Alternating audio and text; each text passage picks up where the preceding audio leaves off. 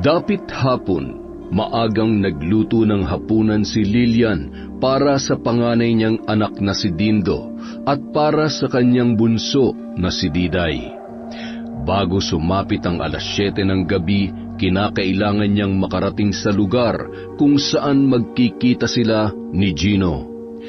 Habang naghahain ng hapunan, kitang-kita sa muka ang magandang ngiti ni Lilian na napansin kaagad ng magkapatid. Nay, mag-iingat kayo sa pupuntahan niyo, ha? Sigurado ba kayong sisiputin kayo ni tatay? Mga anak, isang beses lang naman sa isang taon kung magkita kami ng tatay niyo. At sa pagkakataong ito, may importante kong ipapakiusap sa kanya. Gusto ko lamang humingi ng kahit kaunting tulong para sa pag-aaral ni Diday. Si nanay, ako pa talagang dinahilan. Baka naman namimiss mo lang si tatay. Ikaw talagang bata ka. Matagal ko nang tanggap na naging parte na lamang siya ng nakaraan ko. May bago na siyang asawa at anak. Kung hindi na, bakit suot niyo pa rin ang kwintas na binigay niya sa inyo? Hay nako, kaya ayaw kong nagugutom kayo eh. Kung ano-anong tanong na lang ang pumapasok dyan sa isip niyo. Sus, si nanay, aminin. Mahal mo pa si tatay, no? Siguro, kamukha siya ni Kuya Dindo. Sana dumating ang araw Tumigil ka na, Diday. Matagal na tayong iniwan ni tatay. Wala nang dahilan pa para umasa na mabubuo pang pamilya natin. Kumain na lang tayo. Huwag kayong magtagal doon, ha. Pagdating nyo, tsaka na lang ho ako manghuhuli ng hayop sa gubat para may pagkain tayo sa mga susunod na araw.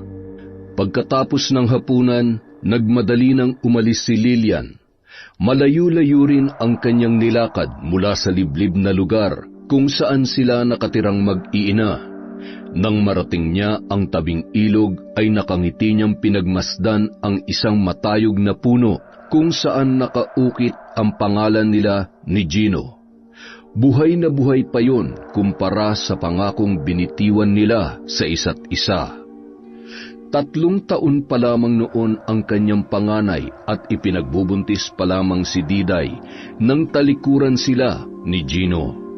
Nagtrabaho noon ang asawa sa isang mayaman at maimpluwensyang pamilya sa kanilang karatig baryo. Nagkagusto sa kanya ang nag-iisang anak ng kanyang amo na si Martina, hanggang sa inakit at nabuntis niya ito. Dahil sa pagbabanta ng ama ni Martina sa kanyang mag-iina, ay pinili niya na lamang talikuran ang una niyang pamilya. Dahil hindi sila kasal sa simbahan ni Lilian, na ikasal siya kay Martina kahit palabag ito sa kanyang kalooban. Malalim ang pagtingin ni Martina kay Gino, kaya naman kaya niyang hamakin ang lahat, mangyari lamang ang kanyang gusto. Hindi man naging kasing tibay ng punong ito ang naging relasyon at pagmamahalan natin. Nagpapasalamat pa rin ako sa iyo at sa Diyos na ikaw ang naging tatay ng mga anak ko, Gino. Ay, nasaan na kaya siya? Malapit nang sumapit ang 7:00. Sana naman makarating pa siya.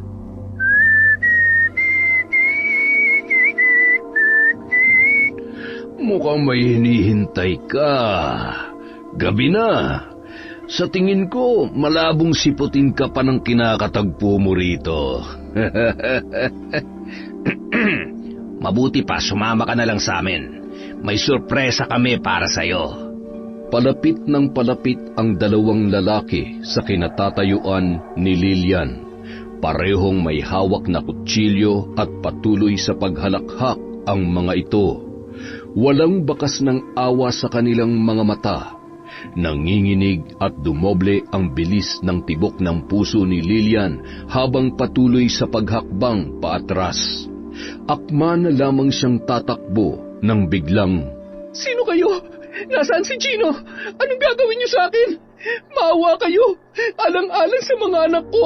Huwag niyo akong sasaktan! Pakiusap!" Ay nako, hindi kami binabayaran para maawa sa'yo.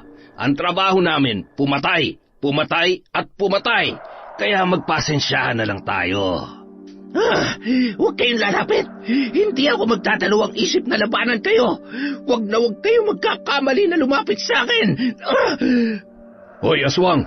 Akala mo ba pumunta kami rito na hindi handa? Nakikita mo bang anting-anting kong ito? Hindi ako natatakot sa'yo. Para malaman mo, sa dami ng mga nakalaban at napatay ko, ni isa wala pang sinwerteng higitan ng lakas ko, at ang liksing binibigay ng anting-anting na ito. Ang tibay at lakas mula sa mutya ng kalabaw na tangan ko. Kaya kung inaakala mong matatakot ako sa'yo, nagkakamali ka. Mga hayop! Sino nagutos sa inyo na patayin ako? Sino? Ang dami mong satsat! Manahimik ka! Itong dapat sa'yo! 9:00 na ng gabi, palakad-lakad sa labas ng bahay si Dindo habang nakatanaw naman sa bintana si Diday. Diday, diyan ka lang muna. Susunduin ko lang si nanay. Sasama ako, kuya. Ayoko maiwan na mag-isa dito. O sige, bilisan mo na kung sasama ka. Isara mo yung pinto. Ay, kinakabahan talaga ako. Pakiramdam ko. Huwag naman sana. Ako rin, kuya. Natatakot ako. Sana sinundan natin si nanay. Baka mamaya may nangyari ng masama sa kanya. Kaya naman niyang ipagtanggol ang sarili niya. Kaya lang... Ay, halika na, bago pa mahuli ang lahat. Nang makarating sila sa lugar kung saan alam nilang doon nagkikita ang nanay at tatay nila, nagpalinga-linga ang magkapatid sa buong paligid. Naaamoy pa rin nila ang kanilang ina at nababatid nila na may iba pang tao na nanggaling doon. Dahil may kakayahan silang makakita maging sa dilim, agad na pumukaw sa atensyon nila ang isang bagay na nakasabit sa isang halaman. Kay nanay ang kwintas na to. Kuya, anong gagawin natin? Saan natin siya hahanapin? Nasaan na si nanay, kuya? Ipagdasal na lang natin na walang nangyaring masama sa kanya. Hinding-hindi ko mapapatawad si tatay kapag hindi nakabalik ng ligtas si nanay. Lumipas ang ilang araw. Nagpatuloy sa paghahanap ang magkapatid, ngunit bigo silang makita ang kanilang ina. Para malaman ang katotohanan at hanapin ang kanilang nanay Lilian, nagpasya sila na pasukin ang mansyon kung saan posibleng masagot ang kanilang mga katanungan. Handa ka na ba, Diday? Kung kinakailangan natin magpaalila para malaman ang katotohanan at maisagawa ang lahat ng plano natin, tiisin natin yon. Tama ka, kuya. Wala na ako nakikita pang dahilan para umatras sa plano natin. Kung ako masusunod, lalapain ko na sila agad eh. Kapag nalaman ko na may kinalaman sila sa pagkawala ni nanay, hindi ko alam kung ano magagawa ko, may paghiganti ko lamang siya. Huwag kang mag-alala. Sa oras na mapasok natin ang mansyon na yun, lahat ng katanungan natin siguradong masasagot na. Kailangan lang natin mag-ingat. Walang sino man ang dapat makaalam sa totoo nating pagkatao hanggat hindi natin nalalaman ang katotohanan. 8:00 ng gabi, sakay ng kotse ang mag-asawang sina Gino at Martina. Napatigil sila sa alanganing lugar nang biglang may babaeng nakaputi at magulo ang buhok na biglaang tumawid sa kalsada. Napasigaw ang mag-asawa sa pag-aakalang nasagasaan nila ang babaeng yun. Dali-dali silang lumabas ng sasakyan. Nasaan na? Sigurado akong nabangga natin siya. Pero, imposible namang... Ako bang hinahanap nyo? Halika dito, babae! Papatayin kita! Kakainin kong bawat parte ng katawan mo! Oh, Gino, tulungan mo ako! Bitiwan mo ako, halimaw! Wala akong kasalanan sa'yo, kadiri ka! Napakabaho mo, aswang! Mabaho pala, ha? Ha? Ano, kaya pa? Gusto mo pa? Oh, Gino, ano ba? Kumuha ka ng barel, bilisan mo! Sige, subukan mong gumalaw sa kinatatayuan mo at sisiguraduhin kong sa isang iglap, putol ang leg at mawawarak ang bitukan nitong pinakamamahal mong asawa. At ikaw, babae ka, huwag kang pala desisyon dahil kapag naubos ang pasensya ko sa'yo at dyan sa napakapula mong bunganga, hihiwain ko ang makinis mo mukha. Sana lang ay ganyan din kakinis ang kaluluwa mo. Wag! Maawa ka! Sobrang mahal na mahal ka ng asawa mo, ha? Kaya lang, wala akong pakialam. Walang magiging masaya. Wala! Dahil katapusan mo na! Ha? Hoy, aswang! Bitawan mo siya ngayon din! Kung hindi, masasaktan ka sa akin. Isa akong antingero at marami na akong napatay na aswang na katulad mo. Isa! Dalawa! Ay, eto na! Pakakawalan ko na siya! Huwag kang lalapit! Aalis na ako! Pero bago yon, kailangan ko man lang makalmot ang bruhang ito! Ang mukha ko! Hindi! Sumakay na po kayo bago pa siya bumalik. Maghihilom din po ang sugat na yan. Teka, sandali, iho. Napakabata mo namang antingero. Hindi po talaga ako antingero. Swerte lang po na napaniwala natin yung aswang kanina. Gabi na. Bakit nagawi ka pa rito? Paano kung ayos lang po ako? At saka hindi po talaga ako matatakutin. Galing lang ho ako sa kabilang baryo. Nagbabaka sakali pong makahanap ng mapapasukang trabaho. Kung trabaho ang kailangan mo, matutulungan kita bilang kapalit sa pagtulong mo sa amin ng asawa ko. Ito ang address ko. Bukas ang bahay namin para sa'yo at kung may kakilala ka pa, babae sana. Naghahanap kasi kami ng mga katulong at utusan sa bahay. Chino, bilisan mo na! Ang hapdi na ng sugat ko sa mukha. Ang pangit-pangit ko na. Sir, sige na po. Mukhang nagagalit na po yung asawa ninyo. Nakangising nakatanaw sa sakyan ng mag-asawa si Dindo.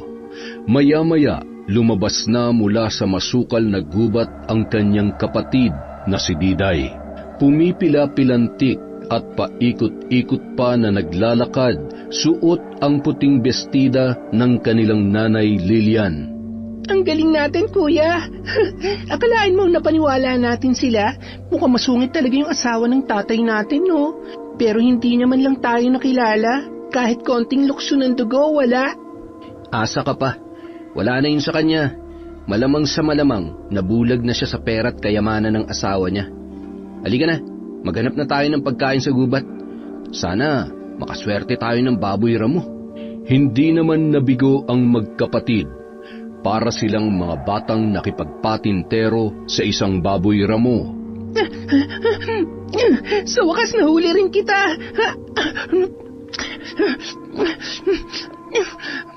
Ubusin na natin yan, para kung sakaling hindi man agad tayo makadiskarte ng pagkain dun sa mansyon, may lakas tayo para makapagtrabaho bukas.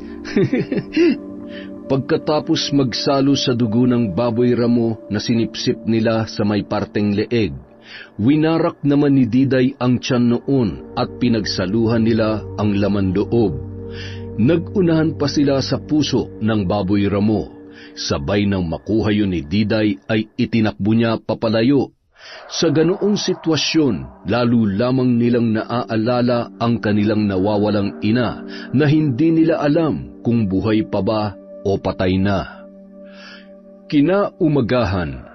Kuya, napakaganda at napakalaki naman ng bahay na to. Kakayanin ba nating linisin yan sa isang buong araw lang? Ay... Sigurado akong bukod sa atin, marami pang ibang kasambahay sa bahay na yan. Basta kung ano man ang ipagawa sa atin, sundin na lang natin. Kailangan nating makuha ang loob ni tatay at ang buong tiwala niya. Kapag nangyari yon, magiging madali para sa atin na malaman ang katotohanan. Ay, kaya natin to, kuya. Para kay nanay. Maya-maya pa, pinagbuksan sila ng isa sa mga katiwala sa bahay na yon. Napasinghot ang magkapatid.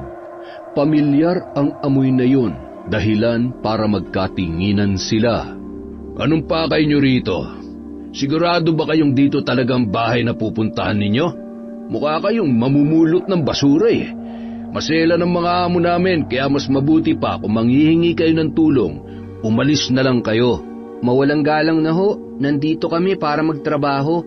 Kailangan po naming makausap Hoy, Dindo! Ikaw nga! Papasukin mo silang dalawa. Ako nagpapunta sa kanila dito. Magandang araw po. Siya nga po pala, kasama ko si Diday. Kapatid ko po siya. Masipag at maaasahan po siya sa mga gawaing bahay. Mabuti naman kung ganon. Didiretsahin ko na kayo. Mahigpit ang asawa kong si Martina at ang anak kong si Bernard. Kaya galingan nyo kung gusto nyo magtagal kayo dito, ha? Damian, ikaw nang bahala sa kanila. pakisabi na lang kay Martina na narito na ang mga bagong katulong. Paalis na rin kasi ako may importante lang akong lalakarin. Dad, alis ka na? Oo anak, pakisabi na lang sa mami mo ha, nagmamadali kasi ako Pero Dad, sabi nyo ngayon tayo. Ay, nakalimutan niya na naman. Oh, sino naman ang mga dugyot na to? Sir Bernard, mga bagong tongkaluts. Mga bagong katulong?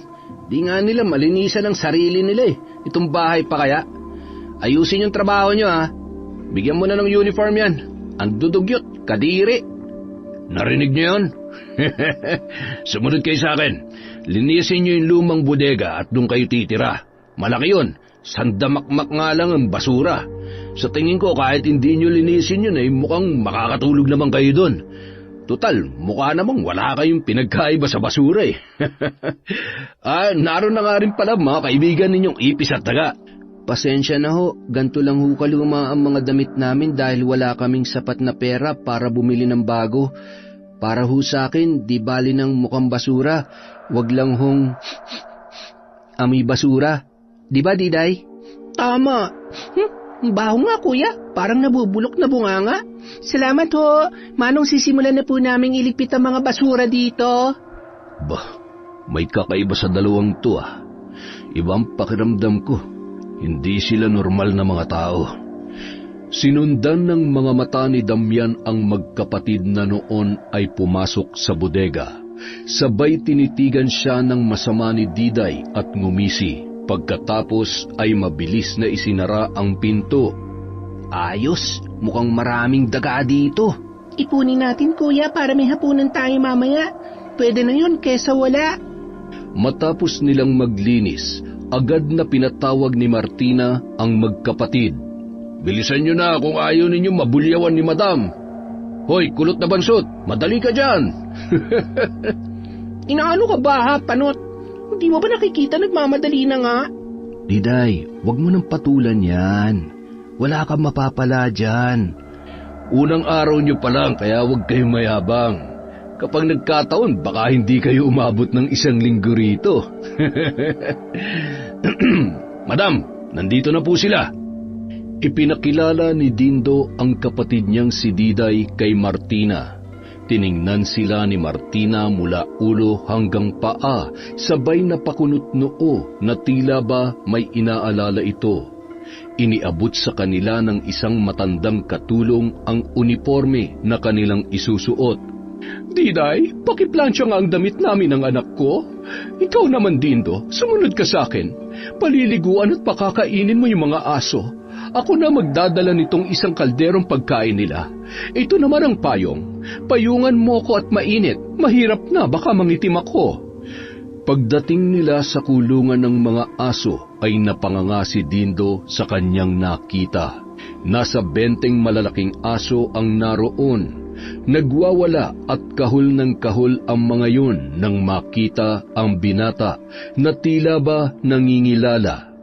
Tinitigan ng masama ni Dindo ang mga aso na parabang kinakausap niya ang mga yun.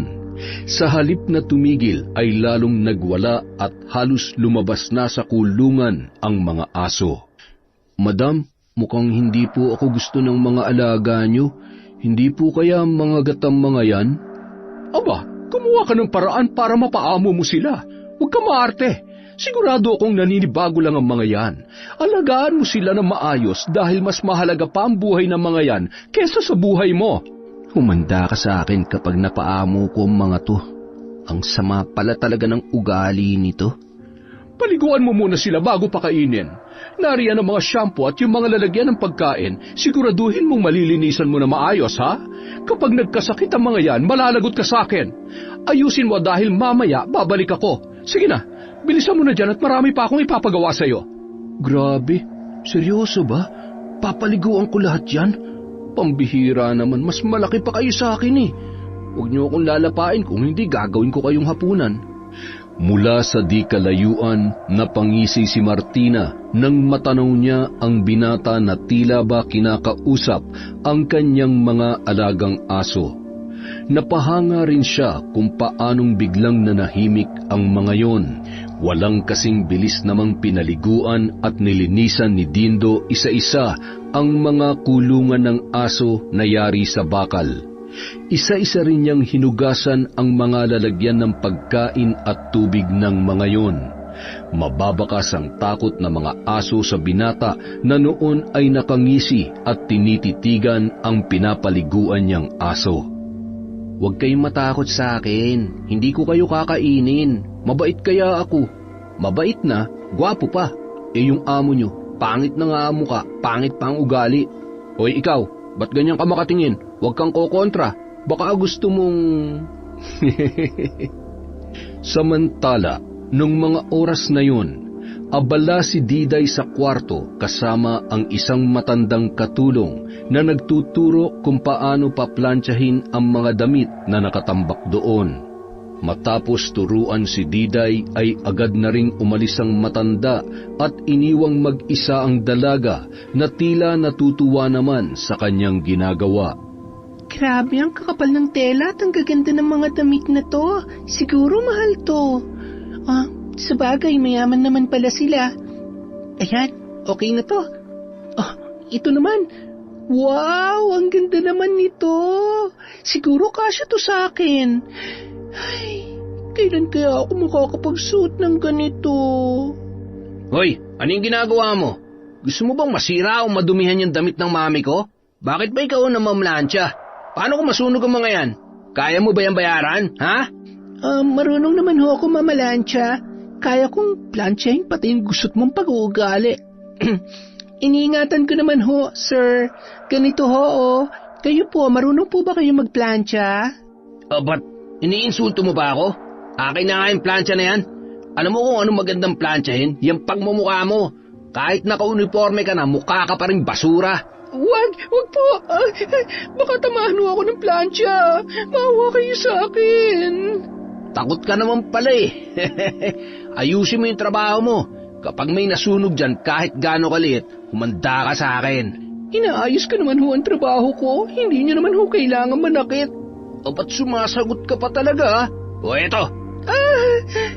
Idinampi ni Bernard ang plancha sa tagiliran ni Diday habang humahalakhak ito. Napahiyaw na lamang ang dalaga sa sakit at pinigilan ang sariling lumaban sa lalaki. Hindi lang yan ang aabutin mo sa akin kapag pumalpak ka. Naintindihan mo? Opo.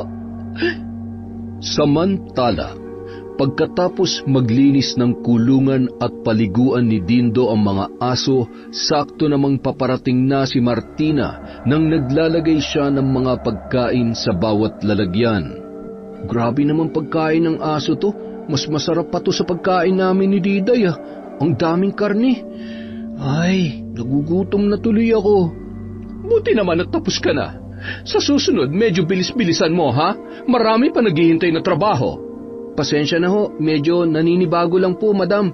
At saka, napakarami po nila kaya hindi naman po madaling maglinis at Nagrereklamo ka ba? Ha? Ang lakas naman ng loob mo. Kabago-bago mo lang, nakuha mo na agad Madam, na. pasensya na po. Aray! Bitawan niyo po ang braso ko, nasasaktan na po ako. Wala naman po ako masamang ibig sabihin at hindi po ako nagrereklamo. Nagsasabi lang po ako ng totoo. At talagang nangangatwiran ka pa? Baka gusto mong paduguin kayang uso mo. Kung gusto mong tumagal dito, gawin mo lang na maayos ang trabaho mo at wala kang karapatang magreklamo. Naiintindihan mo? Opo, naiintindihan ko po. Dahil dyan, magkuskus ka muna ng mga inidoro. Hindi kayo kakain ng kapatid mo hanggat hindi ko sinasabi. Pero lampas 12:00 na po. Kailangan po namin kumain ng kapatid ko para makapagtrabaho kami ng maayos. Yun naman pala eh. Nagugutom ka na, di ba? Ayan, kainin mo yan tira ng aso. Bilisan mo. Kainin mo na sabi. Yan ang dapat sa reklamador na katulad mo. Parang awa niyo na po. Ayoko po. Ayaw mo, ha? O, ayan. Masarap ba? Masarap, di ba? Sigurado akong mas masarap pa ang kinakain ng mga alaga ko kesa sa hampaslupang katulad mo. Bilisan mo na dyan, ha? Ubusin mo yan at walisin mo yung mga kalat.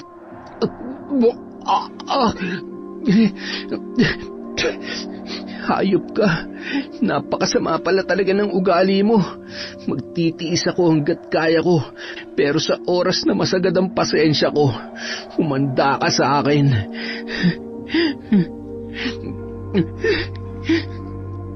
Napapahid na lamang ng luha ang binata, sabay itinikom ang kanyang kamao. Nanlilisik ang kanyang mga mata na sinundan ng tingin si Martina. Pagkatapos ni Diday sa kanyang pamamalansya ay lumabas na siya at dumiretso sa kulungan ng mga aso para kumustahin ang kanyang kapatid. Mula sa di kalayuan, nakita ni Diday si Dindo na noon ay tila ba nanghihina. Kuya, ano nangyari sa'yo? Ayos lang ako. Medyo nanghihina lang. Mukhang inas na ng pagkain ng mga asong to. Nahihirapan akong huminga. Huminga ka lang na malalim, kuya. Eto, kagatin mo daliri ko. Kailangan mo ng dugo para manumbalik ang lakas mo.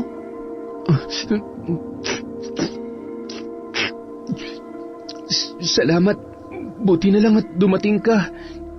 Ano, kuya? Maayos na ba ang pakiramdam mo? Oo, okay na ako, Diday. Ikaw, okay ka lang ba? Bakit parang namumula yung mga mata mo? Anong nangyari dyan sa damit mo? Wala, kuya. Ayos lang ako. Huwag kang mag-alala. Alam mo naman na matapang ako. Mana kaya ako sa inyo ni nanay. Ikaw, ano ba talaga nangyari sa'yo? Tinikman mo yung pagkain ng mga aso? Uy, hindi Nagalit lang sa akin si Martina dahil sa pangangatwirang ko. Sa sobrang galit niya, pinakain niya sa akin yung tira ng aso. Napakasama talaga ng ugali niya. Ang tindi rin ng tatay mo para masikmura ang ganong ugali o baka nga nahawa na rin siya dyan Samantala, napalingon naman ang mga tauhan ni Martina sa magkapatid. Mahigpit na magkayakap at nagpatuloy sa kanilang masinsinang pag-uusap. Ano kayang pinag-uusapan ng magkapatid na yon? Ibang kutob ko parang meron silang itinatago. Mukhang mabait at masipag naman niya magkapatid. Masyado mo naman agad hinuhusgahan. Pero sa tingin ko, di tatagal ang mga yan sa tindi ng ugali ng, alam mo na, mana sa iyo Gago ka talaga. Wala pa yan. Unang araw pa lang. Sa tingin ko, di sila aabot ng 1 buwan dito sa mansyon. Ipakain na lang kaya natin ang mga hampas lupa na yun doon sa alaga nating aswang. Sigurado, takam na yun sa karne ng tao. Grabe ka naman makahampas lupa. Tagapagmana ka, pre? Alam mo, manahimik ka na lang. Baka gusto mong baliin ko yung leg mo. Ilang linggo ko na rin di natetesting ton lakas ng mutya ko. Ayaw nang manlaban ng bihag natin Nangihina na yata. Subukan ko kaya sa'yo, ha? Wag! Hindi ka naman na mabiro Eto na nga, mananahimik na Nagpatuloy sa pagbabangayan ang 2 tauhan ni Martina, habang ang magkapatid naman pumasok sa loob ng mansyon at nagpatuloy na sa paglilinis ng bahay. Maswerteng ang isa sa mga dating katulong na lamang ang nagbantay sa 2 sa paglilinis. Samantala, habang nasa kwarto si Martina ay hindi niya maintindihan kung bakit parang kinakabahan siya na hindi niya maipaliwanag. Ramdam niya rin na mukhang hindi niya naman magugustuhan ang 2 bago nilang katulong. Nang matapos maglinis ang magkapatid, agad naman silang iginiya ng matandang katulong sa kusina. Kakarampot na kaning lamig at tig-2 pirasong karne ang nakahain sa kanilang pinggan. Kuya, paano to? Ito lang ang kakainin natin. Gutom na ako. Sigurado may asin pa to. Hugasan na lang natin ng maayos. Huwag ka mag-alala. May itinabi akong mga daga kanina. Daga? Kuya naman, inangangalmusal natin kanina Bakit? Masarap naman, di ba? Sana malaman na natin ang totoo para matapos ng misyon natin dito. Kailangan din talaga natin mag-ingat, kuya. Hindi ko alam kung natatakot lang ba ako, pero may iba talaga akong nararamdaman. Alam mo yung pakiramdam na hindi tayo ligtas? kapag napahamak tayo, lalong hindi natin mabibigyan ng pagkakataon na makita at makasama ulit si nanay. Magtiwala lang tayo na hindi mauuwi sa wala ang lahat ng ito, kaya dapat talagang mag-ingat tayo. Walang pwedeng makaalam kung sino tayo at kung anong pakay natin dito. Pagsapit ng gabi. Ano? Wala ka pa ring balita kung nasa ng mga anak ng haliparot na yon? Napakabagal nyo naman. Madam, ginawa na namin ang lahat para makita sila. Ang kaso, mahirap maghanap ng mga taong ayaw magpahanap at magaling magtago. Isa pa, ayaw kumanta ng bihag natin eh. Huwag kang mag-alala. Sa gagawin ko mamaya, sigurado magsasalita na siya. Gusto ko nang makita ang mga anak ni Gino at sabay-sabay ko silang pahihirapan at tatapusin. Huwag po kayong mag-alala, madam. Hahanapin namin sila sa lalong madaling panahon.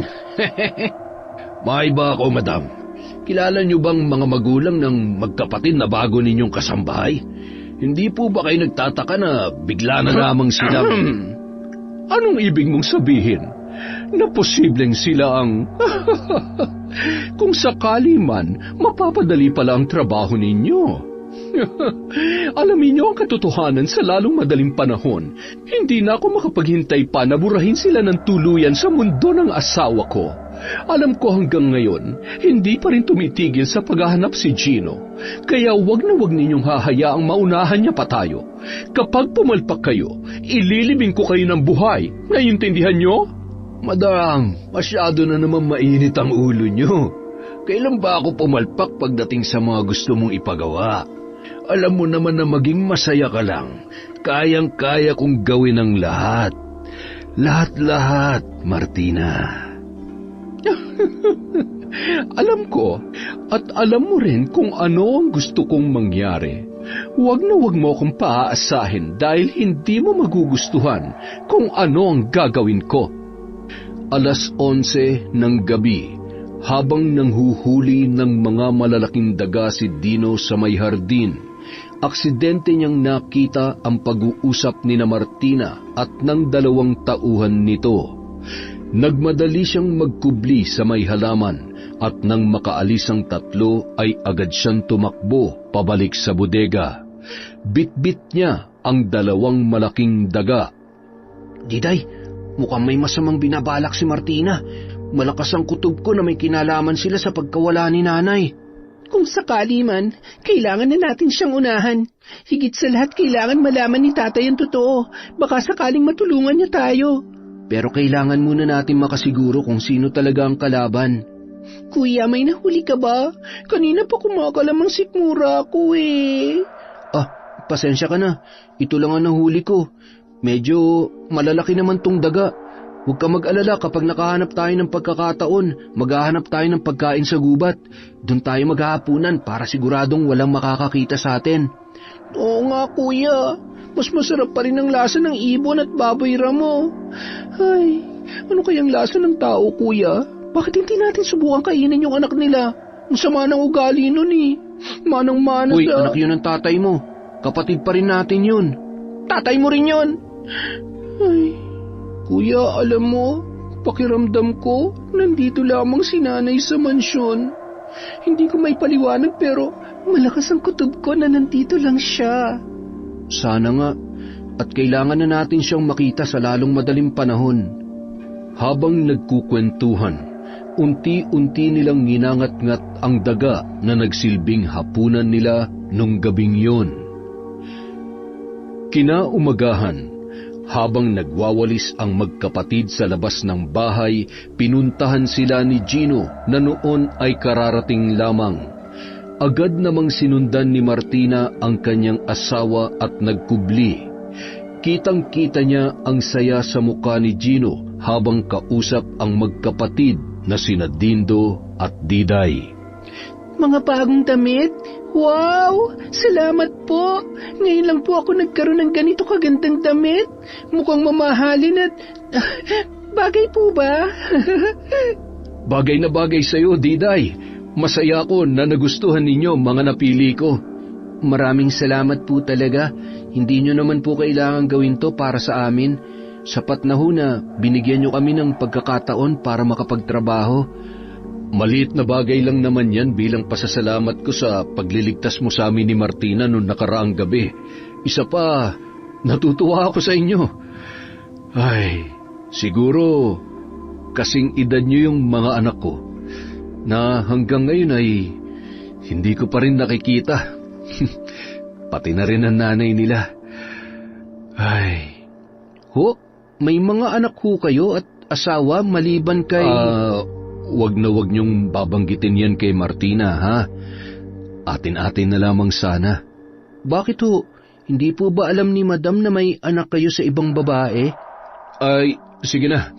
Ipagpatuloy niyo na lamang yung ginagawa ninyo. Kalimutan niyo na yung nasabi ko, ha?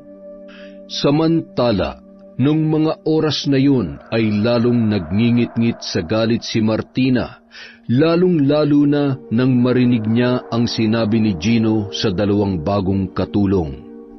Hanggang ngayon, kahit anong gawin ko'y hindi mo pa rin makalimutan ang lintik ng mga anak mo sa babaeng yon. Ginawa ko ng lahat para mahalin mo ko, pero lahat ng yun ay walang epekto. Hindi ko nahahayaan pang makasama mo ang mga anak mo. Hahanapin ko sila. Papatayin ko sila dahil akin ka lang, Gino. Akin ka lang. Nang mga oras na yon, habang nagkukwentuhan at masayang isinusukat ni Dindo ang damit na ibinigay sa kanya ni Gino, agad nilang itinago yun nang makita ang paparating na si Bernard. Ano yan, ha? Patingin nga. Ano to? Aba, bago to Ninakaw nyo ba to? Akin na yan. Wala kaming ninakaw. Hindi kami mga magnanakaw. Aba, nagtatapang-tapangan kayo? Hindi nyo ba kilala kung sino ako sa mansyon na to? Ako ang batas dito at mga laruan ko lang kayo. Gagawin ko kung anong gusto ko. Kaya itong mga damit na to, hindi nyo to mapapakinabangan. Dahil ang dapat dito... Anong gagawin mo? Sir Bernard, akin na yan. Binigayan sa amin ng daddy mo. Akin na. Gustong-gusto nyo to? Kapal naman ang mukha nyo na maglalapit sa daddy ko. Kinuha ni Bernard ang lighter sa kanyang bulsa at ang isang galon na may kalahating laman na gas. Binuhusan niya ang mga damit at sinindihan. Humahalakhak pa ang binatilyo habang tinutupok ng apoy ang bagong damit ng magkapatid. Nandilim ang paningin ni Diday at hindi na nagawang pigilan pa ang galit para sa binatilyo. Nakakuyom ang mga kamay na tinakbo ang hambog na si Bernard. Walang pakundangan niyang pinagsusuntok, sabay sinakal at kinalmot sa muka. Huli na bago pa naawat ni Dindo ang kanyang kapatid. Diday, tama na! Hindi, sobra na siya! Napakasama niya! Hindi pa ako tapos sa'yo! Bitiwan mo ang anak ko! Mga hayop kayo!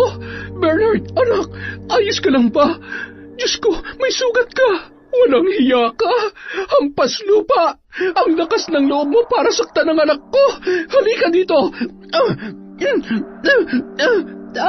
Tama na po! Madam, bitiwan niyo po ang kapatid ko, pakiusap. Hindi niya po sinasadya. Hindi sinasadya. Tingnan mo ang ginawa niya sa mukha ko. Hindi pa ako tapos sa inyo. Babalikan ko kayo. Lalo ka na. Halika na, anak. Gagamutin ko muna ang sugat mo. Ikaw, Diday, humanda ka sa akin. Humanda ka. Tahan na. Ikaw naman kasi masyado ka na naman nagpadala sa galit mo eh. Hindi naman kasi tama yun, kuya. Gustong-gusto ko na talaga silang lapain. Tama na yan. Ay, patay na naman tayo nito kay Martina. Pagpasok ng mag-ina sa bahay, nagulat si Gino nang makitang duguan si Bernard. Oh, ano nangyari dyan? Bakit hindi mo tanungin ang buwisit na magkapatid na kasambahin natin? Sinaktan nila si Bernard. Tingnan mo, alam mo, habang mas maaga, palayasin mo na sila at baka hindi ako makapagpigil. Baka kung ano pa magawa ko sa magkapatid na yon. Ano ba kasing nangyari? Baka naman si Bernard ang nagsimula ng gulo. Imposibleng saktan siya kung wala naman siyang ginagawang masama. At talagang nagawa mo pang ipagtanggol ang mga hampas lupang yon? Seryoso ka ba? Martina, higit kanino man mas kilala mo ang anak mo. Kaya lumalaki ang ulo niyan dahil kahit siyang mali, kinakampihan mo. Sige, konsintihin mo yung anak mo. Darating ang araw, mas mahaba na ang sungay niyan kesa sayo. Hoy! Saan ka pupunta, Gino? Bumalik ka dito! Mami, ang kirot ng sugat ko. Galit po ba sa akin si Daddy? Ay, huwag ka mag-alala, anak. Kung sa tingin nila, palalampasin ko tong ginawa nila sa'yo, pues nagkakamali sila. Igaganti kita, at bawat araw na mananatili sila dito ay doble-dobleng paghihirap ang ipaparanas natin sa mga salot na yon. Samantala, buong araw na naghahanap at nagtatanong-tanong ang mga tauhan ni Martina sa mga kalapit baryo. Nang gabi ring yun, natuntun nila ang bahay ng magkapatid. Sinira nila ang pinto upang makapasok at makahanap ng ebidensya. Kailangan nilang mapatunayan kay Martina na anak ni Lilian at Gino ang magkapatid na kasambahay na naglakas loob na mamasukan sa mansyon ng kilala at mayamang pamilya. Sabi ko na nga ba kahit kailan talaga hindi ako pumapalya. Unang kita ko pa lang sa magkapatid, ramdam ko na may kakaiba sa kanila. Maaaring kasing lakas din sila ni Lilian, pero nasisiguro kung wala silang kawala sa atin. Lalong-lalo na kay Madam Martina. Walang sinasanto yun. Kapag minamalas ka nga naman, akalain mong sila pa to naglapit ng buhay nila sa kamatayan para din silang gumawa ng sarili nilang hukay. Sigurado, hindi na makakaalis ng buhay ang magkapatid na yon. Kawaw ang mga bata. Hindi tayo maaari maging kampante. Hindi sila basta-basta sasabak sa gera na hindi handa. Mga aswang ang mga yon, malalakas at may kapangyarihan. Isa lang ang nasisiguro ko, hindi nila ako kaya at gagawin kong lahat para protektahan at mapasaya kong mag-ina ko. Ibang klase ka rin talaga, Damian. Gaano ka ba kasigurado na anak mo talaga si Bernard at hindi ka lang inuuto ni Madam? Kung wala kang magandang sasabihin, manahimik ka na lang. Buisit na to. O yan, dalhin mo yan larawan para naman may sapat na ebidensya tayo na ipapakita kay Martina. Okay na. Aba, maliliit pa sila dito pero sa itsura at sa pagkakakulot ng buhok ay hindi may pagkakailang si Diday nga to. Ano nang gagawin natin ngayon, ha? Ano pa nga ba? Di sunugin ang bahay na to. Ayos! Pasensya na, napagutusan lang. Yari sa anahaw at kahoy ang mga dingding ng bahay na yon. Kaya agad din na nagliyab matapos nilang sunugin ang isang parte ng dingding. Naghahalakhakan pa ang dalawang tauhan ni Martina habang pinagmamasdan ang unti-unting pagkatupok ng bahay. Bandang 10:00 ng gabi, palingon-lingon si Martina habang naglalakad papunta sa isang lumang bahay di kalayuan sa kanilang mansyon. Nagmamadaling pumasok at iniangat ang isang malapad na tabla. Itinabi niya yun at dahan-dahang bumaba sa hagdan papunta sa mga sikretong silid. Malawak yun, kasing laki ng dalawang bahay. Madilim at tanging ang liwanag mula lang sa kanyang flashlight ang gamit niya para puntahan ang isang silid kung saan naroon ang dalawa niyang tauhan. Patayin niyo man ako. Wala kayong mapapala sa akin. Kadiri, tutuluyan na talaga kita. Mukhang mainit na naman ang ulo mo, madama. May problema ba? Sino hindi kukulo ang dugo? Sinaktan lang naman ng Diday na yun si Bernard. Ano? Lintik na yun ah. At ang mas nakakainis pa, nagawa pa siyang ipagtanggol ni Gino. Buisit. Anong nakakatawa, ha? Wala po, Madam. Hindi po kasi kayo dapat magtaka kung bakit malapit ang asawa niyo sa magkapatid na yun. Yun ang tinatawag na lukso ng dugo. Oo nga naman. O yan, titigan mo na maayos ang larawan. Tama ang hinala natin sa mga bagong kasambahay. Si Dindo at si Diday, ang mga anak ni Lilian, sa pinakamamahal mong si Gino. Narinig mo ba, Lilian? Gusto mo na bang makasama rito ang mga anak mo? Gusto mo rin bang maranasan nila ang sakit at hirap na dinadanas mo rito, ha? Mga hayop kayo! Huwag niyong idadama yung mga anak ko. Patayin mo na ako. Pahirapan niyo na ako hanggat gusto niyo. Huwag lang ang mga anak ko. Oh, ang sarap sa pakiramdam na marinig na nagmamakaawa ka, Lilian. Kaya lang pasensya ka na, ha? Hindi mo kasi ako madadaan sa pagpapaawa mo. Gagawin ko kung ano gusto kong gawin sa mga anak mo. Napakasama mo talaga.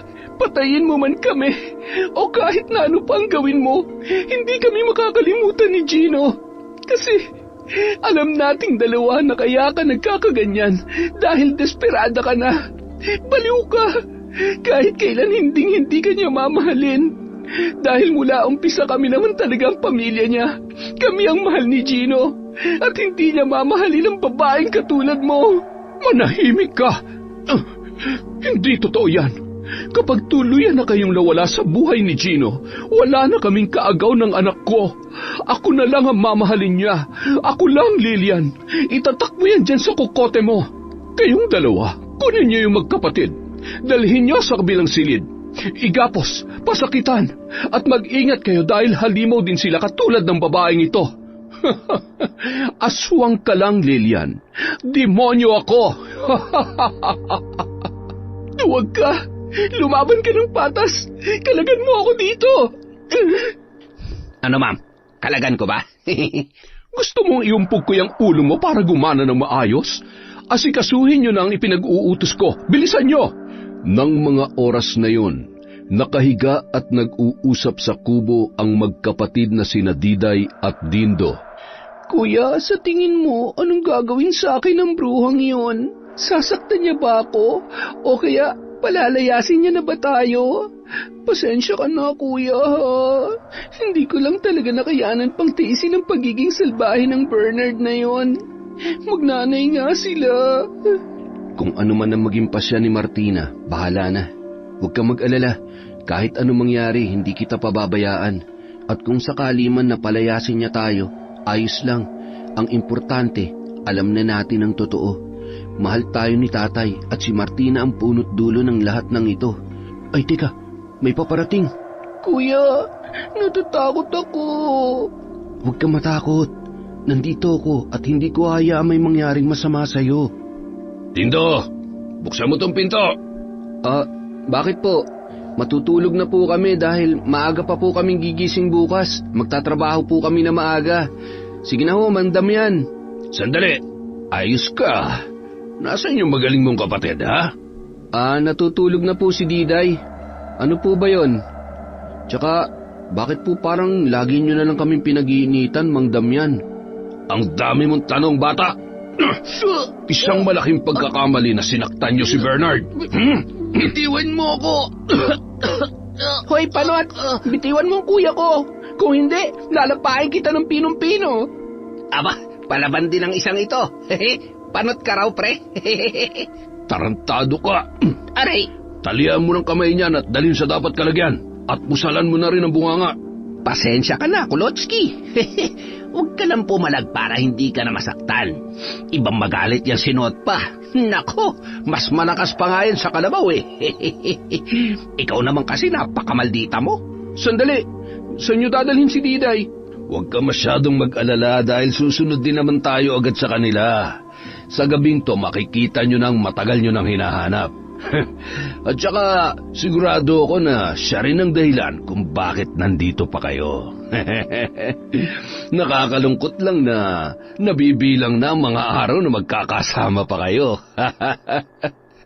Anong ibig mong sabihin? Teka, saan mo ba ako dadalhin? Masyado kang maraming tanong. Sa sobrang lakas ni Damian ay hindi man lamang nakapalag si Dindo na pinipigilang ipakita ang totoo niyang anyo at kakayanan bilang aswang. Nawalan siya ng malay matapos siyang pagsusuntukin sa iba't ibang parte ng katawan. Kakaiba ang taglay na lakas ni Damian dahil sa tangan nitong kapangyarihan na nagmumula sa ngipin ng kalabaw. Binuhat niya ang binata patungo sa lumang bahay kung saan naroon ang hagdan papunta sa lagusan na may 2 silid. Itinali ni Damian ang magkapatid gamit ang may katamtamang laki ng lubid.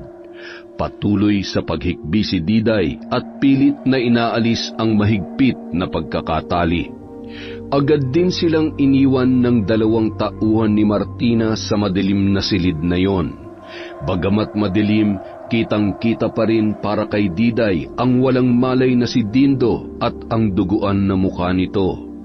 Nang mga sandaling yun, agad siya nagpalit anyo bilang aswang.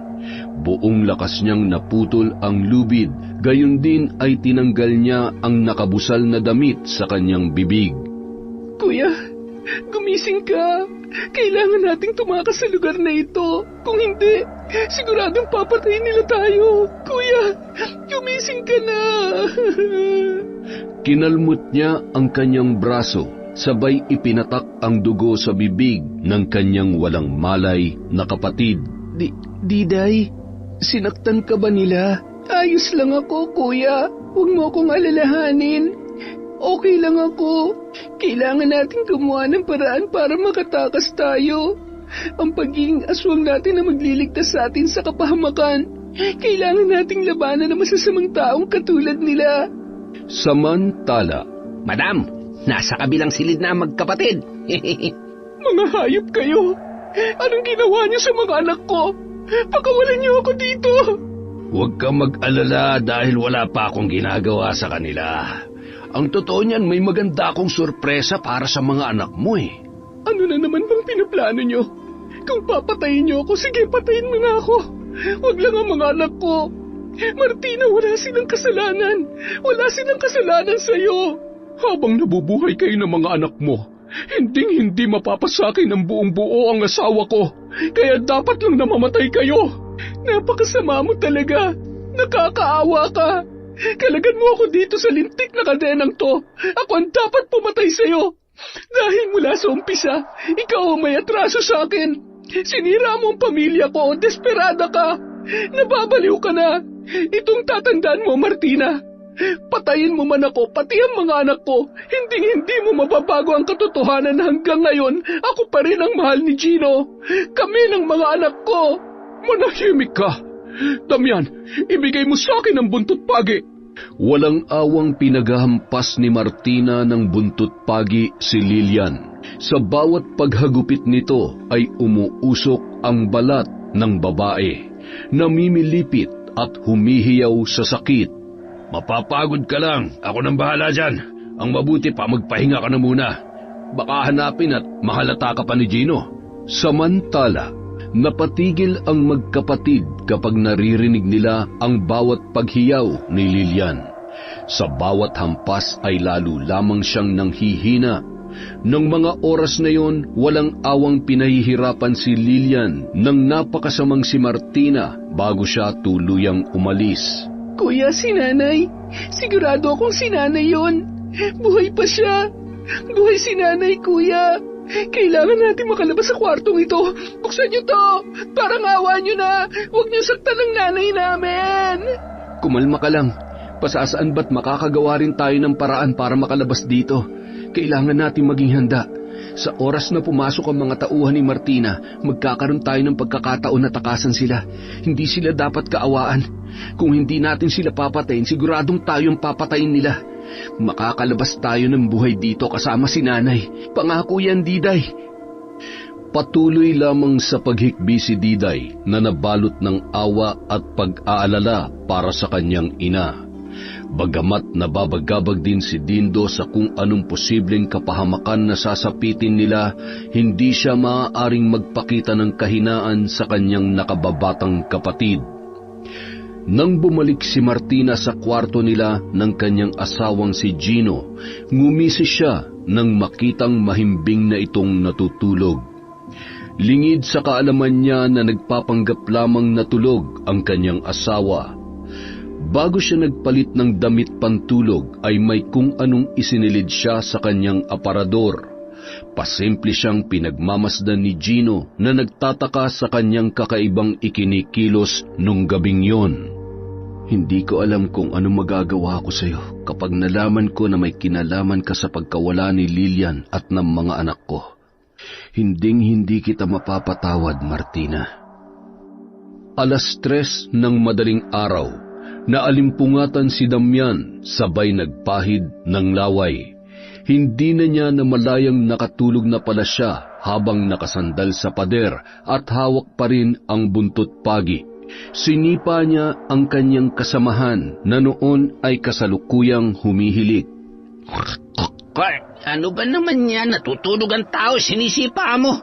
Patulugin mo naman ako at napakasakit ng katawan ko. Pagod na ako at malapit na rin bumigay ang katawan ko sa puyat eh. Hindi naman ako kasing lakas at tibay mo. Huwag ka nga mareklamo. Silipin mo nga yung magkapatid sa kabila kung buhay pa. Buhusan mo ng tubig para may masmasan. O di kay budburan mo ng asin. Ay, hirap naman dito. Oh, eto na. Pambira naman buhay to. Asa na ba yung susi sa kabila? Lintik, anga ka talaga. Pati ba naman susi ako pa maghahanap para sa'yo? Napakamot ulo na lamang na lumabas sa silid na yon ang lalaki. Dahan-dahan niyang binuksan ang pinto sa kabilang silid kung saan naroon ang magkapatid. Ayos, maganda ka na, Diday. Pagkakataon na natin to. Oh, nasa na yung dalawang... hindi kayo magtatagumpay sa plano nyo. Ang dapat sa'yo, mamatay. Bitiwan mo ako. Maawa ka. Sakto, nagugutom na ako. At sa unang pagkakataon, mukhang makakatikim na rin ako ng dugo at laman ng tao. Huwag. Maawa ka. Kuya, alam kong mahigpit na ipinagbabawal to sa atin ni Nanay pero kailangan natin kumain para lumakas. Hindi natin matatalo si Damian kung ganito tayo kahina. Nung mga oras ding yon ay agad na nalagutan ng hininga ang lalaki. Isinara ng magkapatid ang pinto. Ramdam na rin nila ang labis na gutom dahil sa ilang araw na ring pagtitiis sa kakarampot na pagkain. Agad na sinakmal ni Diday ang leeg ng lalaki at biniyak naman ni Dindo ang tiyan para kuhanin ang mga laman loob gamit ang kanyang mahahabang kuko. Walang kasing bilis na nilantakan nila yon. Sabik na sabik sila sa bawat parte ng katawan ng naturang lalaki. Noon lamang nila napagtanto kung gaano kasarap ang karne ng tao. Matapos nilang pagsaluhan ay nakaramdam sila ng kakaibang lakas. Lakas na noon lamang nila naramdaman sa kanilang tanang buhay. Ganito pala tayo kalakas kapag karne at dugo ng taong kinain natin. Siguro naman, sapat na ang lakas natin para labanan ng Damian na yon. Masyado siyang malakas at hindi natin siya basta-basta matatalo. Anong klaseng anting-anting kaya ang meron siya? Kung mahihirapan tayong kalabanin si Damian, kailangan natin makuha ang anting-anting na tangan niya. Magagawa lang natin yon kapag nagtulungan tayo, kuya. Halika na. Ito na ang tamang pagkakataon para makita at mailigtas natin si Nanay. Nagmamadaling lumabas ang magkapatid at tinungo ang kabilang silid. Bahagyang nakabukas ang pinto. Sumilip muna sila. Nakita nila ang walang malay at nakakadena nilang ina at ang noon ay tulog na si Damian. Bakas ang hirap na dinanas ni Lilian sa dami ng sugat at mga pasa nito. Kapansin-pansin rin ang uka-uka nitong buhok na tila ba pinaglaruan at sinunog ang bawat parte noon. Bahagyang sinipa ni Dindo ang nakaupo at nakatungong si Damian na halos masubsob na sa sahig ang ulo sa himbing ng pagkakatulog. Ano? Ay, kumusta yung lintik? Ano ginagawa niyo dito at paano kayo nakatakas, ha? Masyado mong minaliit ang kakayahan namin bilang aswang. Ang kaya nyo lang naman abusuhin ay ang mga taong walang kalaban-laban. Tingnan nyo ang ginawa nyo kay Nanay. Wala kang awa. Dapat kayong masasamang taong pinahihirapan at pinapatay. Kinuwelyuhan ni Dindo si Damian, sabay iniangat ito sa kinatatayuan. Hawak ang leeg ng lalaki. Hinawakan ni Damian ang kanang braso ni Dindo na nakahawak sa kanyang leeg. Ramdam ni Dindo ang taglay na kakaibang lakas ni Damian nung mga oras na yon. Diday, kunin mo ang anting-anting. Walang kasing bilis namang kinapkapan ni Diday ang katawan ni Damian. Nakuha niya ang isang bagay na nakabalot sa pulang tela. Ibalik mo sa akin ang anting-anting na yan! Hindi karapat-dapat na mapunta sa iyo to. Pinagsasamantalahan niyo lang ang kapangyarihang tangan nito para pahirapan ang mga inosenteng nilalang na katulad namin. Ngayon mo sabihin na malakas ka. Tapusin mo na siya, kuya. Pagkatapos isunod na natin si Martina at ang demonyong anak niya. Maawa ka sa akin, Dindo. Kapag binuhay mo ko, tutulungan ko kayong makatakas dito. At pakiusap, huwag niyong sasaktan si Bernard. Hindi namin kailangan ng tulong mo, Panot. Aray ko, bakit mo ko kinagat? Patawad, pero kailangan kong gawin to. Hinihintay ka na ng kaibigan mo sa impyerno. Pinatay niyo siya? Oo, pinatay at nilantakan namin ang kaibigan mo. At ikaw naman ang isusunod namin. Nang malagutan ng hininga si Damian, ay agad na niyakap ni Dindo at Diday ang kanilang ina at tinanggal ang mga kadenang ipinantali sa katawan nito. Nanay, salamat at buhay ka. Akala namin patay ka na eh. Teka, nanghihina kayo. Kailangan niyo kumain ng karne at tumikim ng dugo. Pinutol ni Diday ang braso ni Damian at iniabot yon kay Lilian. Mabilisan namang nilantakan ni Lilian ang brasong yun. Bigla siyang nakaramdam ng init at nawala ang kirot ng mga sugat sa katawan habang ginagamot siya ni Diday at Dindo gamit ang kanilang dila. Anong mga oras ay babalik dito si Martina? Panahon na para gantihan niyo siya sa lahat ng mga pagpapahirap niya sa inyo at pagsira niya sa pamilya natin. Sa tingin ko, mas makabubuti kung mauna na kayong umalis dito. Tumakas na kayo, Diday. Ako na ang bahala sa kanya. Magkakasama tayong aalis dito, kuya. Kaya hindi ka namin iiwanan hanggat hindi natin nasisigurong patay na si Martina. Tama si Diday. Sagad na ang kasamaan niya. Nagparaya ako noon dahil mas pinili kong kaligtasan natin mag-iina kaysa ipaglaban ng tatay ninyo. Sa kabila ng lahat, hindi pa rin siya nakontento. Gusto niya pa rin tayong patayin. Hindi ko hahayaan na may masaktan pa sa inyo, mga anak ko. Habang mahimbing na natutulog si Martina, ay dahan-dahan namang bumangon si Gino. Binuksan niya ang aparador at doon ay nakita niya ang larawan ng kanyang mag-iina. Nagulat na lamang siya nang may humawak sa kanyang braso. Akin na yan!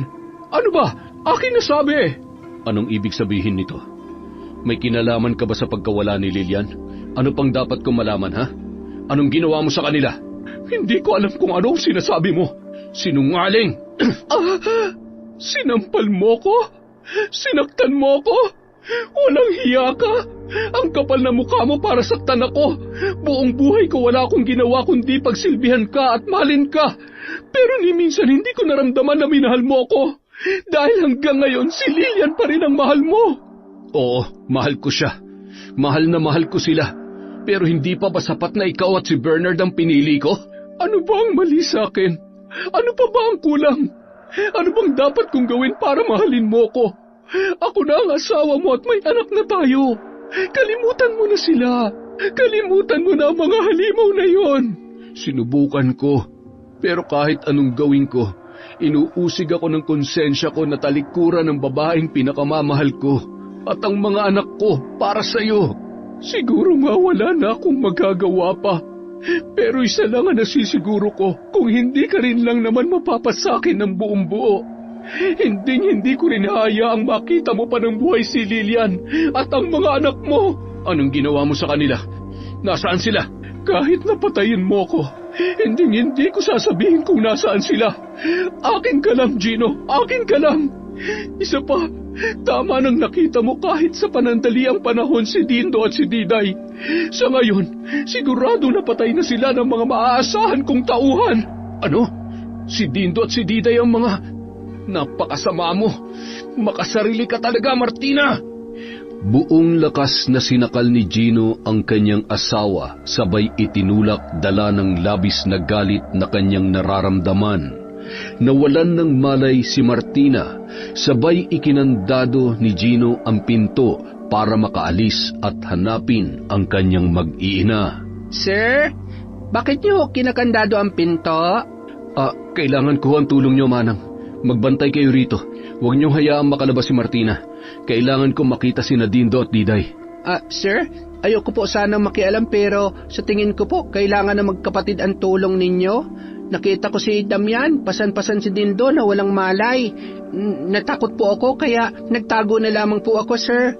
Baka po kung anong masama ang binabalak nila. Nakita ko rin po silang pumasok doon sa lumang bahay kung saan laging nakikita si Madam tuwing gabi. Hindi ko po alam kung anong meron doon, sir. Pero mas makabubuti po kung kayo na mismo makakakita at makaalam ng katotohanan sa kung anong sikreto ang tinatago nila doon. Maraming salamat, Manang. Tatanungin ko to bilang isang malaking utang na loob sa inyo. Agad na kinuha ni Gino ang flashlight. Dali-dali niyang pinuntahan ang nasabing lugar. Pagdating doon, nakita niya ang isang tabla na nakaawang ng bahagya. Iniangat niya yun at doon niya nakita ang sementadong hagdan. Nagmadali siyang bumaba at nagulat siya nang matuklasan ang lugar na yon. Doon niya lamang napagtanto ang dahilan kung bakit laging nakasara yon tuwing araw. Nagpatuloy siya sa paglalakad hanggang sa marinig niya ang mga boses mula sa isang silid. May paparating. Lilian, mga anak ko, patawarin niyo ako kung bakit nangyaring lahat ng ito. Nasaktan ba kayo? Nakikita niyo po ba ang mga sugat at mga pasa ni nanay? Kagagawan po yan ng asawa niyong si Martina. Ipinagpalit niyo na lang si nanay. Bakit po sa pamangkin pa ng demonyo? Wala siyang awa para saktan at pahirapan si nanay. Nagawa niya yun dahil sa maling pagmamahal sa akin. Kasalanan kong lahat ng ito. Bakit? Dahil mahal mo kami, Tay? Kung talagang mahal mo kami noon pa lang, hindi mo na kami iniwan. Sabagay, sino nga ba naman ang hindi masisilaw sa karangyaan ng pamilya niyo ngayon? At saka, madali lang para sa inyo na talikuran kami dahil katulad ni nanay, mga aswang din kami. Anak, huwag ka na magalit sa tatay mo. Naiintindihan ko siya dahil katulad ko, akala ko magiging ligtas tayo sa kamay ni Martina. Tanggap ako ng tatay mo at tanggap niya rin kayong magkapatid. Hindi rin naging madali para sa kanya na talikuran tayo. Naipit lamang siya ng sitwasyon at kasinungalingan ni Martina. Nung binihag niya ako dito, isang katotohanan na natuklasan ko. Doon ko lamang nalaman kung gaano kasama ang babaeng yun. Gino, hindi ikaw ang ama ni Bernard. Si Damian. Ang lalaking yan ang ama ni Bernard. Matagal ka na niyang niloloko. Ha? Ang tanga ko para maniwala at mapaikot ni Martina. Patawarin niyo sana ako. Kaya naman pala sunod-sunuran tong si Panot sa Martina na yon dahil may relasyon sila. Ay, lapaan kita dyan eh. Pasalamat ka, busog pa ako. Tigilan mo na yan. Pasensya na po kayo sa mga nasabi ko, Tay. Naiintindihan ko, anak. Patawarin mo rin ako. Mahal na mahal ko kayo. Pangako hindi ko nahahayaan pang masaktan kayo. Babawi ako sa inyo, lalong-lalo na sa iyo, Lilian. Gusto kong malaman mo na mahal kita. Ikaw at ikaw pa rin ang mahal ko. Samantala. Manang, anong ginagawa niyo dyan? Ano ibig sabihin nito, ha? Sir Bernard, huwag po kayo magalit. Napag-utusan lang din po ako ng daddy niyo, sir. Ay Diyos ko, ano ba kasi nangyayari? Tumabi ka nga, tanda. Alis na, baka kung ano pa magawa ko sa'yo. Mami? Mami? Mami, gising! Ano nangyari sa'yo? Aray ko, ang sakit ng ulo ko. Si Gino, nasaan ang daddy mo? Hindi ko alam eh. Baka alam ni Manang kasi siya yung... Halika, samahan mo ko. Bilis, kailangan kong dalhin to. Baril? Anong gagawin niyo dyan, Mami? Huwag ka na maraming tanong. Samahan mo ko. Magdala ka ng posporo at 1 galong gaas. Bilisan mo. Manang? Ma'am, bakit ho kayo may hawak na baril? Para to sa mga taong traidor na katulad mo. Agad na pinaputukan ni Martina ang kaawa-awang matanda. Napahawak na lamang si Bernard sa kanyang bibig nang makita ang ginawa ng kanyang ina. Mami, ang galing mo. Dapat lang yun sa kanya. Saan ba tayo pupunta? Mami, sandali naman. Samantala, mahigpit na magkakayakap ang mag-anak nang dumating sina Martina at Bernard. Lalo lamang nagngit-ngit sa galit si Martina nang makita niyang nakahandusay si Damian sa sahig at wala ng buhay. Mga hayop, magpakasaya na kayo dahil ito na rin ang huling pagkakataon na magsasama-sama kayo. Masaya ka na, Lilian? Ikaw, Gino, sino sa kanila ang gusto mong unahin ko? Manloloko ka. Hindi mo man lang inisip ang mararamdaman ng anak natin. Sinungaling ka. Alam ko na ang totoo. Hindi ako ang ama ni Bernard. Sa ating dalawa, ikaw ang sinungaling at manloloko. Hindi totoo yan. Mami, anong sinasabi ni Daddy? Anak, huwag kang maniniwala sa kanya. Ibang klase ka rin pala talaga, Martina. Napakasinungaling mo. Yan ang tatay mo, Bernard. Si Damian ang tatay ko? Pasensya ka na. Kailangan ko lang tapusin ang buhay ng tatay mo para mabawasan ang galamay ng nanay mong masahol pa sa demonyo. Napakayabang mo! Papatayin kita! Sige, kung kaya mo ko, lumapit ka! Halimaw! Aswang! Mami, umalis na tayo dito! Saksakan ng yabang, duwag naman pala. Mga hayop kayo! Kung sa tingin nyo makakalabas pa kayo dito ng buhay at magiging buo pa ang pamilya nyo, nagkakamali kayo. Hindi kayo pwede maging masaya. Kung sila ang pipiliin mo, mas mabuti pang magsama-sama na lang tayong mamatay dito. Akin na yung baril, Martina. Tama na! Mami, umalis na tayo dito. Hindi natin sila kaya. Tama na yun, Mami. Halika na! Habang inaawat ni Bernard si Gino at Martina na noon ay nag-aagawan sa baril, aksidente nitong naiputok ang baril sa mukha ni Bernard. Nagkalat ang durug-durug na laman at nagtalsikan ang maraming dugo. Bernard, anak ko!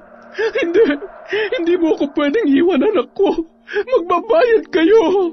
Isang malakas na putok ang muli niyang pinakawalan, kasabay ng paghandusay sa sahig ni Gino na noon ay tinamaan ng bala sa kanang dibdib. Agad na nilapitan ni Diday at Dindo ang kanilang ama. Walang kasing bilis din na inagaw ni Lilian ang baril at ibinalibag yon. Walang pakundangan niyang pinagkakalmot si Martina sa bawat parte ng katawan nito.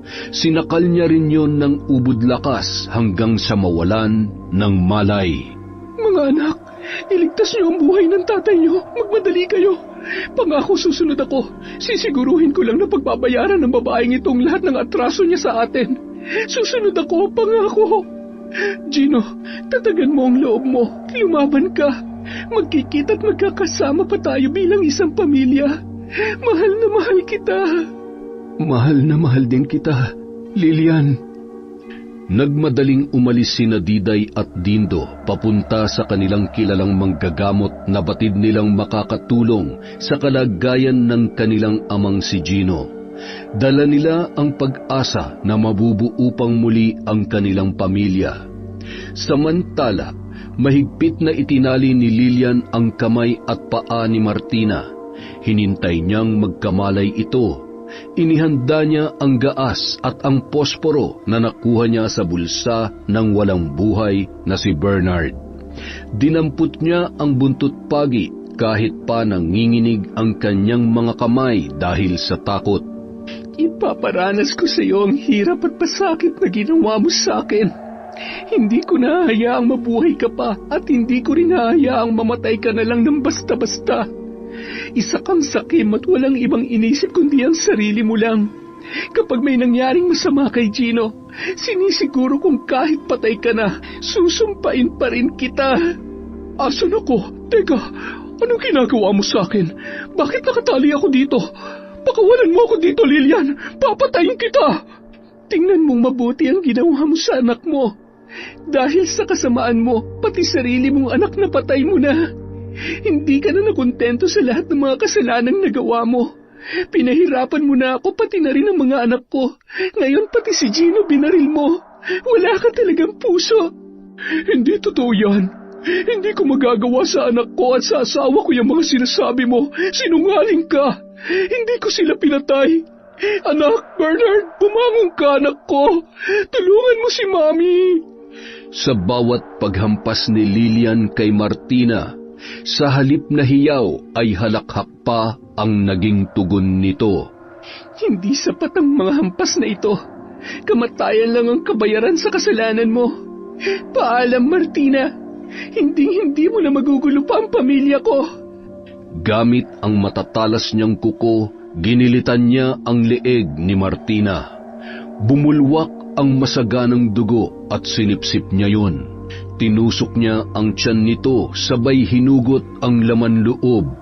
Hindi siya tumigil hanggang sa nakuha niya ang puso at nilantakan niya yon. Binuhusan niya ng gaas ang katawan ni Martina at sinabuyan ang buong kabahayan. Sabay sinindihan at nagsimula na yung magliyab. Kung kasalanan ang pumatay, patawarin nawa ako ng Panginoon dahil gusto ko lamang protektahan ang aking mga anak. Napangisi na lamang si Lilian habang pinagmamasdan ang unti-unti nang natutupok na si Martina. Sabay nagmadaling lumabas sa bodega na naging kulungan at saksi sa hirap at pasakit ni Lilian. Samantala, hindi naman mapakali ang magkapatid na naghihintay sa labas ng kilalang albularyo na may kakayahang manggamot sa kahit na anong karamdaman. Ay, Lindo, maayos ng kalagayan ng iyong ama. Nakuha ko na ang bala na tumama sa kanya. Binigyan ko siya ng mutya na makakatulong sa kanya na maghilom agad ang kanyang sugat na para bang walang nangyari. Ano ba nangyari sa inyo at nasaan si Lilian? Alam niyo naman po ang naging karanasan ni nanay at kung ano nangyari sa kanila ni tatay, kung bakit sa mahabang panahon ay hindi namin siya nakasama. Hayaan niyo na lamang po na si nanay ang magkwento sa inyo ng mga nangyari. Nag-aalala na ako, kuya. Bakit hanggang ngayon wala pa rin si nanay? Huwag kayong mag-alala. Bilang pinsan ng inyong ina, alam ko na wala siyang pagsubok na hindi kayang lampasan, lalong-lalo na kapag kayong dalawa ang pinag-uusapan. Mapalad kayo na mayroon kayong ina na kasing tapang ni Lilian. Sana naman ay sa pagkakataong ito, itama na ni Gino ang mga pagkakamali niya noon. Biktima lang po si tatay ng maling sitwasyon at higit sa lahat ng sakim na pagmamahal. Maya-maya, napalingon sila sa babaeng noon ay tumatakbo papalapit sa kanilang kinatatayuan. Nanay, salamat at ligtas ka. Kailan ba ako hindi tumupad sa pangako ko? Ang tatay ninyo, kumusta na siya? Maayos na ho ang kalagayan niya. Wala na po kayong dapat ipag-alala, Nay. Nang araw ding yun, habang nagpapalakas pa si Gino ay nagpasya silang umuwi sa kanilang bahay. Hindi sila makapaniwala sa kanilang nadatnan. Naroon ang lungkot na tanging mga haligi na lamang na nagmistulang uling ang natira. Batid nila nakagagawan yon ni Martina. Sa kabila ng nangyari, nawalan man sila ng bahay ay hindi sila nawalan ng pag-asa. Nung mga oras na yon, ang mahalaga ay nabuhay sila at magkakaroon pa ng pagkakataon na magsimulang muli at bumuo ng panibagong ala-ala kasama ang kanilang tatay Gino. Pansamantalang nanuluyan sila sa bahay ng albularyong pinsan ni Lilian. Bukal naman sa kalooban nito na tulungan ang kanyang kamag-anak. Lumipas ang 1 buwan nang malakas na si Gino ay agad silang bumiyahe sa malayong lugar kung saan makakapagsimulang muli at tuluyan ng makakalimot sa kanilang malungkot na nakaraan. Namuhay sila sa isang liblib na lugar kung saan ligtas ang kanilang lihim bilang mga aswang.